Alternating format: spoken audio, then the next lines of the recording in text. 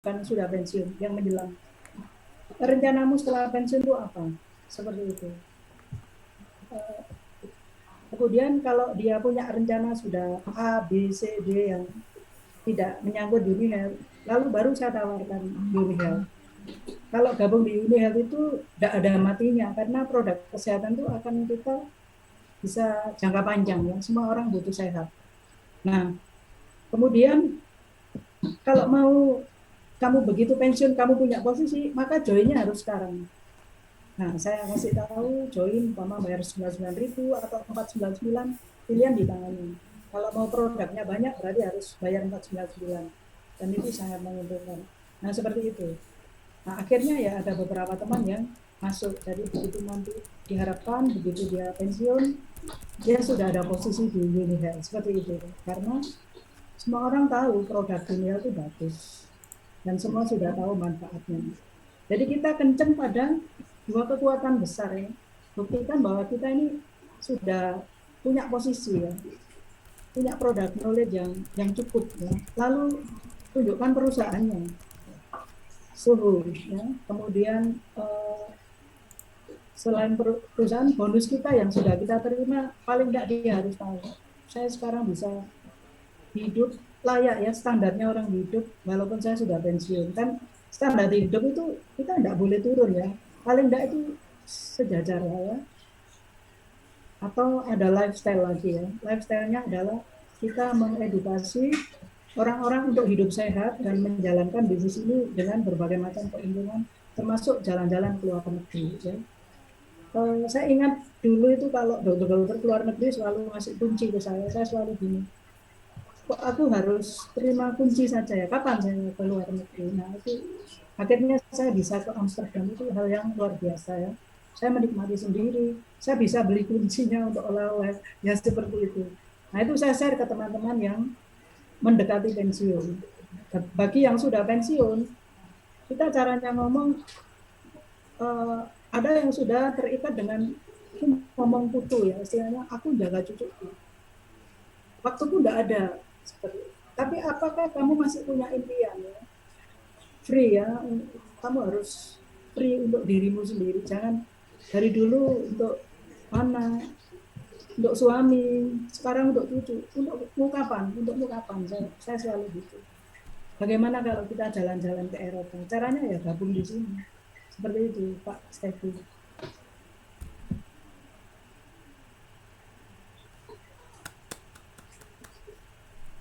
Thank you. Ya, Bu Yayu.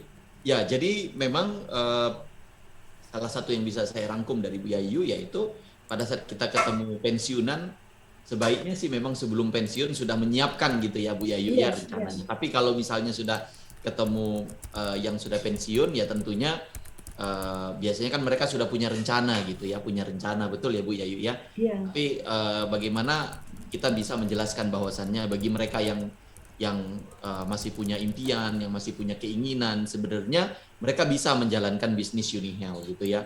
Karena bisnis Unihel juga kita bisa selain kita bisa ketemu orang secara langsung, tapi kalau misalnya kita bisa konsisten follow up, konsisten bisa menjelaskan kepada banyak orang sih gitu ya, nggak harus bertatap muka secara langsung, harusnya tetap juga bisa berhasil di Unihel. Yang paling penting mungkin konsistennya gitu ya yang ditambah.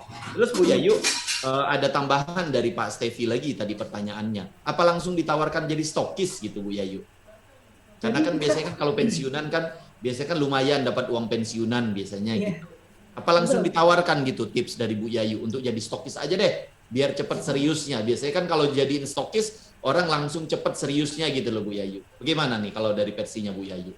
Iya, jadi kalau dia sudah punya uang, dia sudah pensiun, pasti kalau kalau 50 juta aja kan punya. Kita tawarkan stokis dan kita jelaskan keuntungan stokis itu apa. Kita jelaskan semua banyak keuntungan kalau kita sudah stokis ya. Nah, lalu kita bantu dia untuk punya jaringan. Jangan sudah stokis lalu dibiarkan ya, seperti itu. Nah, begitu dia stokis ya kita bantu jaringannya. Kita bantu rekrut, kita presentasi, seperti itu Pak. Kalau sudah dia berani stokis. Iya. Tapi kalau dia belum berani, ya dia tetap harus rekrut, pakai rekrut jual, itu rumusnya.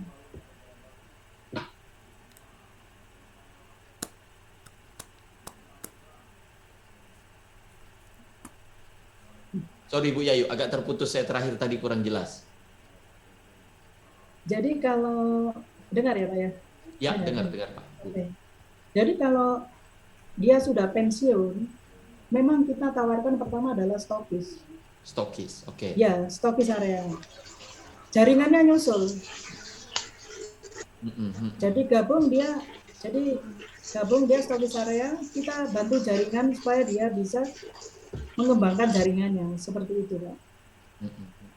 Kalau Jadi dia jadi stokis dulu, baru kita buatkan bagaimana dia bisa menjual, bagaimana dia bisa punya jaringan. Itu Bu betul, Yayu betul. ya. Iya, betul.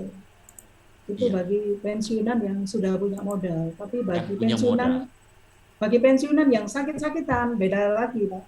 Oh, oke. Jadi yang sakit-sakitan apa nih Bu Yayu? Nah, dia harus sembuh dulu kan awalnya. Dia Ya. beli produk sesuai. Pensiunan itu eh, mesti sakit-sakitan, Pak. Kalau dia tidak punya, karena dia biasa bekerja, otaknya biasa dipakai, lalu tiba-tiba harus diam, tidak ada kegiatan. Biasanya sakit-sakitnya itu muncul. Nah, itu kita bantu dia untuk kembali ke semangat awal ya, bahwa masih berguna kamu bagi orang lain. Seperti itu, Pak. Lalu kita bantu untuk dia sembuh dulu. Mungkin kalau dia asam urat, kolesterol, jantungnya, kita bantu dia untuk sembuh dulu. Setelah dia merasakan kesembuhan, ya kita ajak dia sewu kuto. Iya. Jadi dia sembuh dulu karena produk-produk kita, baru setelah itu baru Sewu masuk kuto. ditawarkan jadi stokis, Iya, ataupun dia bisa juga jadi sebagai messenger gitu ya Bu ya. iya, iya. Sebagai messenger biasanya dari banyak rekomendasi-rekomendasi, Betul, kenalan-kenalannya gitu ya. betul, betul. Iya. Iya, iya, iya. Jadi gitu ya Pak Stevia, kalau seperti yang dulu saya lakukan pertama-tama kali, biasanya kita buka daerah, itu biasanya kita ekspansi ke satu daerah yang baru gitu ya. Biasanya sih memang pertama itu adalah kita jadikan stokis. Biasanya kan kalau sudah jadi stokis itu kelihatan orang seriusnya. Jadi yang pertama stokis, yang kedua tantangannya adalah bagaimana agar setelah dia jadi stokis dia bisa jual. Gitu ya, dia bisa jual, dia punya tim penjual. Nah, kalau kita berhasil yang pertama buat dia jadi stokis, berhasil yang kedua kita bisa bantu dia agar dia produknya terjual dan punya tim penjual, biasanya untuk jadi SPM itu lebih gampang. Karena biasanya dia dulu direkrut jadi stokis, biasanya dia juga ngerekrut orang itu jadi stokis lebih gampang. Iya, Biasanya itu polanya gitu ya. Oke Pak Stevi, mudah-mudahan terjawab ya Pak Stevi ya, pertanyaan-pertanyaan dari Pak Stevi. Terus berikutnya dari Bu Yulita Panggalo, ini dari Makassar ini Bu Yayu ya. Masih kuat nih Bu Yayu ya? Masih kuat ya? siap, Siap. siap. Oke Bu Yayu. Oke. Dari Bu Yulita, sore Bu Yayu, bagaimana caranya nih agar tim-tim yang tidak aktif bisa bangkit lagi nih Bu Yayu? Nah, kalau tadi saya sempat summary dari Bu Yayu tadi, salah satunya Bu Yulita, salah satunya adalah jangan terpaku sama grup yang lama gitu ya, tadi kata Bu Yayu. Cepat kita buat grup yang baru gitu ya. Kita cari siapa yang masih bisa bangkit dan siapa yang masih mau jalan lagi. Mungkin Bu Yayu bisa tambahkan lagi Bu Yayu. Silakan Bu Yayu. Ya, kita memang harus membangkitkan lagi tim-tim yang sudah mulai kendor, kita ajak lagi, kita kasih semangat lagi dengan tujuan awalnya dia waktu gabung itu apa impiannya. Jadi kita ingatkan lagi impiannya dia apa. Seperti itu. Biasanya orang kalau ingat impiannya, dia mau bergerak lagi. Atau kita rekrutkan orang, yang aktif, kita tusukkan di dia. Seperti itu. Jadi kita harus bantu dia carikan orang yang aktif supaya dongkrak dia. Seperti itu. Jadi kadang-kadang orang itu butuh support jaringan yang aktif supaya dia ngejar juga. Seperti itu.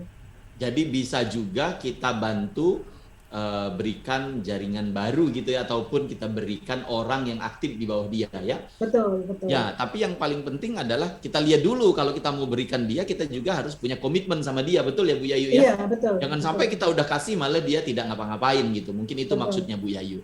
Iya. Jadi Bu Yulita bisa ini dari Bu Yayu nih, bahwasannya kalau misalnya ada orang yang nggak aktif ya salah satunya komunikasi sih ya. Komunikasi itu yang paling penting gitu ya. Komunikasi, intensitas komunikasi kita gitu ya. biasanya kan orang-orang yang tidak aktif itu akhirnya dia lama-lama dia nggak aktif dan menghilang. Biasanya kan pasti ada masalahnya yang nggak clear, masalahnya yang nggak tuntas, Bapak Ibu semua. Nah, jadi pastikan mereka yang punya keluhan, yang punya masalah, yang memang kita bisa bantu, kita selesaikan. Tapi yang nggak kita bisa bantu ya sudah, mau gimana gitu ya. Nah, tapi bagi mereka yang masih pengen aktif, yang kelihatannya masih punya gairah, semangat untuk mengejar sesuatu hal yang dia inginkan bersama UniHealth, bisa dilakukan yang seperti tadi Bu Yayu sampaikan. Bisa kita ada punya member baru yang aktif, kita bisa tempatkan di bawah dia. Sehingga bisa memicu, mendorong dia gitu ya Bu Yayu ya, agar dia bisa jalan kembali. Gitu Bu Yulita mungkin jawaban dari Bu Yayu. Terus berikutnya ini dari Pak Ocha nih Bu Yayu. Pak Ocha